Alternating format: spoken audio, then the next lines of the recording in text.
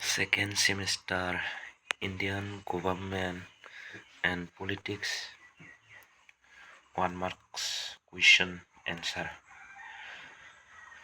কোনটো অনুচ্ছেদ পঞ্চায়ত ব্যৱস্থাৰ লগত জড়িত পঞ্চায়ত ব্যৱস্থাক সাংবিধানিক ৰূপে শক্তিশালী কৰা হৈছিল ৭৩তম সংশোধনী আইন ১৯৯২ৰ জৰিয়তে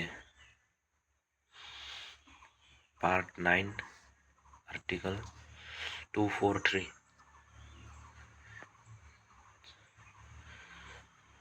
অনুচ্ছেদ আৰ্টিকল 243 ভাৰতীয় সংবিধানৰ ৪২তম সংশোধনী আইন কিমান চনত গৃহীত হৈছিল ১৯৭৬ চনত 1976 ভাৰতৰ ৰাষ্ট্ৰপতিৰ এটা ভেটো ক্ষমতা উল্লেখ কৰা সাসপেনসিভ ভেটো মানে স্থগিত ভেটো ক্ষমতা এবছলিউট ভেটো আৰু পকেট ভেটো অন্যান্য ভেটো ভাৰতীয় সংবিধানৰ এটা যুক্তৰাষ্ট্ৰীয় বৈশিষ্ট্য লিখা ফেডাৰেল কেন্দ্ৰ আৰু ৰাজ্যৰ মাজত ক্ষমতাৰ বিভাজন স্বাধীনতাৰ আগত ভাৰতৰ কিমানখন দেশীয় ৰাজ্য আছিল মুঠ ৫৬৫খন প্ৰিন্সলি ষ্টেটছ আছিল দেশীয় ৰাজ্য আছিল নীতি আয়োগৰ সভাপতি কোন চেয়াৰমেন ইজ ভাৰতৰ প্ৰধানমন্ত্ৰী ধৰ্মনিৰপেক্ষ শব্দটো সংবিধানৰ কোন সংশোধনী আইনৰ দ্বাৰা অন্তৰ্ভুক্ত কৰা হৈছিল ধৰ্মনিৰপেক্ষ অৰ্থাৎ সেকুলাৰ শব্দটো ভাৰতীয় সংবিধানত ৪২তম সংবিধান সংশোধনী আইন ১৯৭৬ৰ দ্বাৰা অন্তৰ্ভুক্ত কৰা হৈছিল সংবিধানৰ কোন অংশত ৰাষ্ট্ৰ পৰিচালনাৰ নিৰ্দেশাত্মক নীতিসমূহ অন্তৰ্ভুক্ত কৰা হৈছে নীতিসমূহ ভাৰতীয় সংবিধানৰ ৪ৰ্থ অংশত অন্তৰ্ভুক্ত কৰা হৈছে এই নীতিসমূহ অনুচ্ছেদ 36ৰ পৰা 61লৈ বিস্তৃত ভাৰতীয় ৰাজনীতি অধ্যয়নৰ উদাৰতাবাদী দৃষ্টিভংগীত এজন সমৰ্থকৰ নাম লিখা WH মৰিছ জোন্স বেলেগ নাম ভাৰতবৰ্ষক গণৰাজ্য বুলি কিয় অভিহিত কৰা হয় ভাৰতবৰ্ষক গণৰাজ্য বুলি অভিহিত কৰা হয় কাৰণ ভাৰতৰ সৰ্বোচ্চ ক্ষমতাৰ উৎস জনগণ নিজেই ভাৰতত ৰাষ্ট্ৰপ্ৰধান কোনো বংশগত ৰাজা নহয় বৰঞ্চ জনপ্ৰতিনিধিসকলৰ দ্বাৰা নিৰ্বাচিত ব্যক্তি ভাৰতৰ ৰাষ্ট্ৰপতি কোনো বংশগত ৰাজা নহয় বৰঞ্চ জনপ্ৰতিনিধিসকলৰ দ্বাৰা নিৰ্বাচিত ব্যক্তি 1 নম্বৰেও মেলা আছে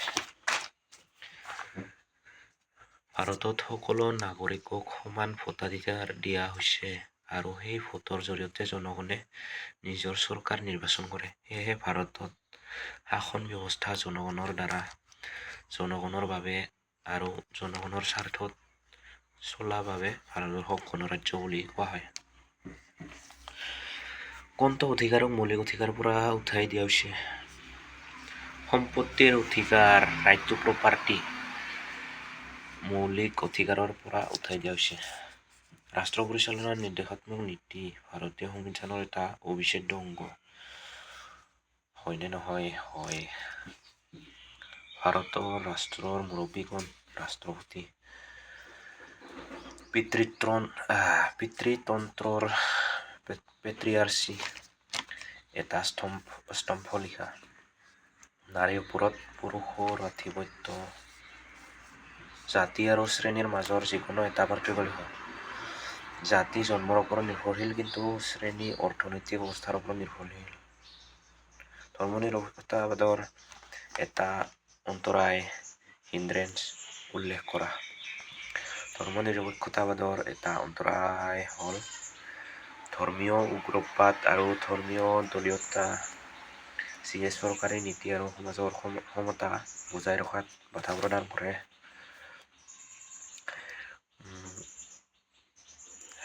ভাৰতবৰ্ষৰ যিকোনো এটা আঞ্চলিক ৰাজনৈতিক দলৰ নাম লিখা। AGP অসম গণ পৰিষদ। ভাৰতবৰ্ষৰ উচ্চতম ন্যায়ালয়ৰ মুখ্য ন্যায়াধীশক কোনে নিযুক্তি দিয়ে? ৰাষ্ট্ৰপতিয়ে। ভাৰতীয় সংবিধান সভাৰ খচৰা কমিটিৰ অধ্যক্ষ কোন আছিল? Doctor B.R. আম্বেদকাৰ।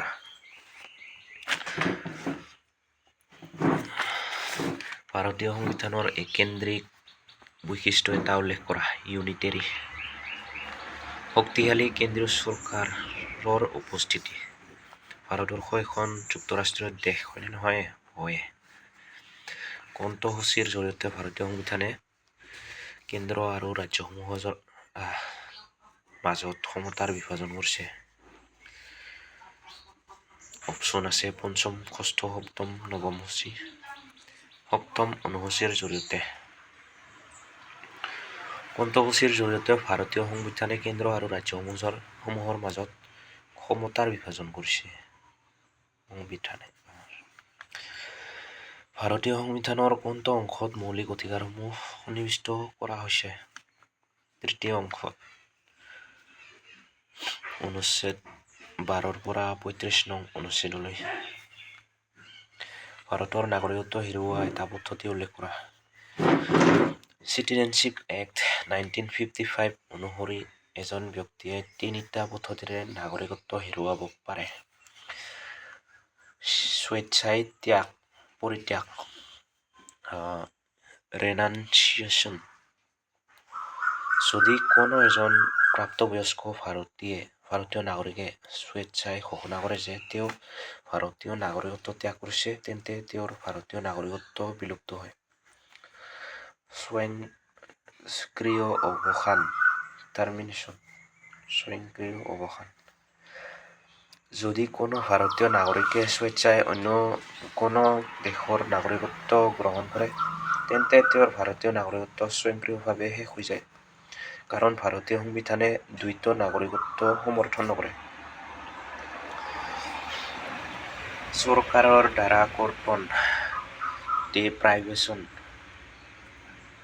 যদি কোনো ব্যক্তিয়ে প্ৰবঞ্চনা কৰি নাগৰিকত্ব লাভ কৰিছে, সংবিধানৰ প্ৰতি অৱজ্ঞা প্ৰদৰ্শন কৰিছে বা যুদ্ধৰ সময়ত শত্ৰু দেশক সহায় কৰিছে, তেন্তে ভাৰত চৰকাৰে তেওঁৰ নাগৰিকত্ব কাঢ়ি ল'ব পাৰে। ভাৰতীয় সংসদীয় ব্যৱস্থাত ৰাষ্ট্ৰৰ মুৰব্বী কোন? ৰাষ্ট্ৰপতি। পঞ্চায়ত ৰাজ ব্যৱস্থাৰ এটা প্ৰধান উদ্দেশ্য লিখা। ক্ষমতাৰ বিকেন্দ্ৰীকৰণ আৰু তৃণমূল পৰ্যায়ত গণতন্ত্ৰ প্ৰতিষ্ঠা কৰা।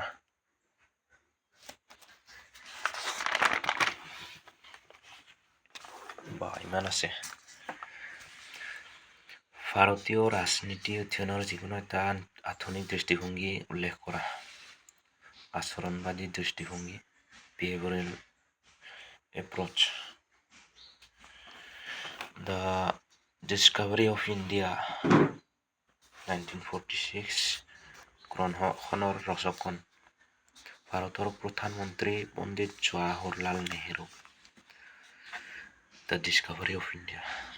মৌলিক অধিকাৰসমূহ বিচাৰযোগ্য হয়নে?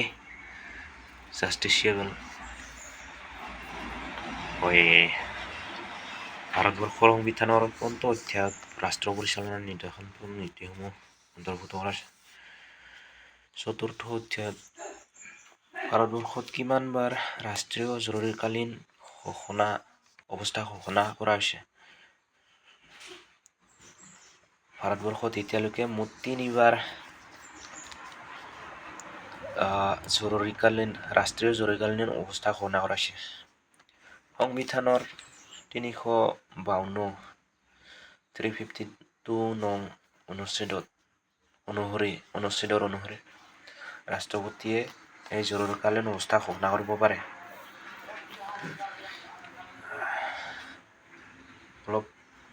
ব্যাখ্যা কৰি দিয়াও আছে 1 নম্বৰী প্ৰশ্ন হ'লেও। ভাৰতৰ ৰাষ্ট্ৰপতিয়ে কিমানজন সদস্যক ৰাজ্যসভালৈ মনোনীত কৰিব পাৰে? নমিনেট মুঠ 12জন সদস্যক। উচ্চতম ন্যায়ালয়ৰ ন্যায়াধীশক কোনে নিযুক্তি দিয়ে? আৰু এবাৰ আহিছে এটা ৰাষ্ট্ৰপতিয়ে। জাতিৰ এটা সংজ্ঞা দিয়া। জাতি নেশ্যন। জাতি নেশ্যন কেনেকা কৰি হ'ব পাৰে? কাষ্টহে হয়। শব্দটো লেটিন শব্দ নেটাছৰ পৰা আহিছে, যাৰ অৰ্থ হ'ল জন্ম।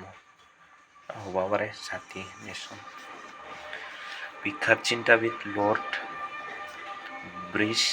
ব্ৰাইছৰ মতে জাতি হ'ল এক ৰাজনৈতিকভাৱে সংগঠিত জনসমষ্টি যি হয়তো স্বাধীনতাৰ লাভৰ বাবে ইচ্ছুক।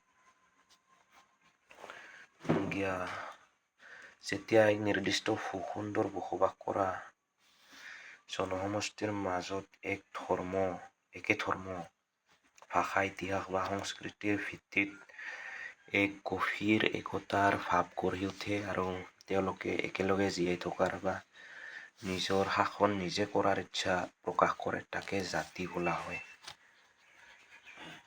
পিতৃতন্ত্ৰৰ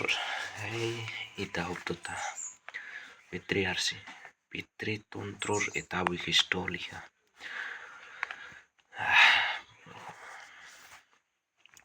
কোনো সাংবিধানিক সংশোধনী অনুযায়ী ধৰ্মনিৰপেক্ষ শব্দটো ভাৰতীয় সংবিধানত অন্তৰ্ভুক্ত কৰা হৈছে।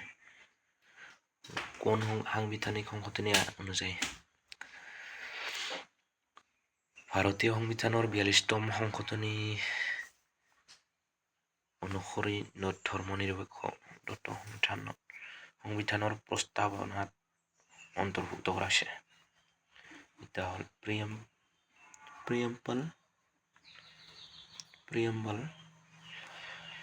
এই সংশোধনীৰ জৰিয়তে কেৱল ধৰ্মনিৰপেক্ষই নহয়, মুঠ 3টা নতুন শব্দ প্ৰস্তাৱনাত যোগ কৰা হৈছিল: সমাজবাদী, ধৰ্মনিৰপেক্ষ, সংহতি, ইণ্টিগ্ৰিটি।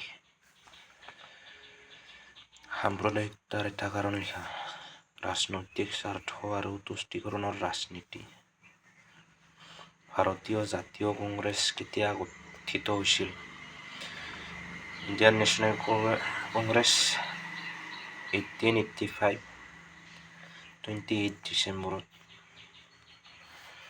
আঞ্চলিক ৰাজনৈতিক দলৰ উৎপত্তিৰ এটা কাৰক লিখা। আঞ্চলিক বৈষম্য আৰু বঞ্চনাৰ মনোভাৱ। ভাৰতত সংঘটিত হোৱা এটা কৃষক আন্দোলনৰ নাম লিখা। পিজেণ্ট টেভাগো আন্দোলন,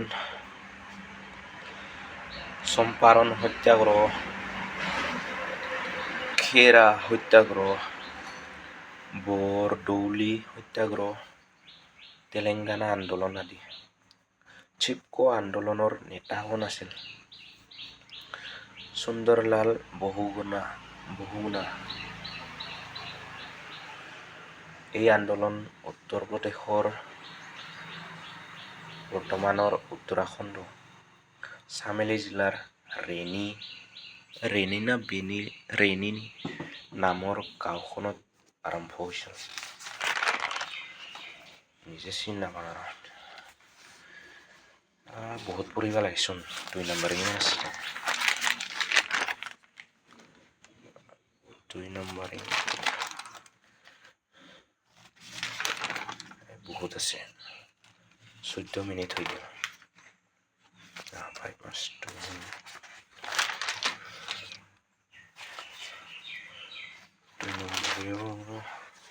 2 নম্বৰ এটা বেলেগ ভিডিঅ' বনাম দে।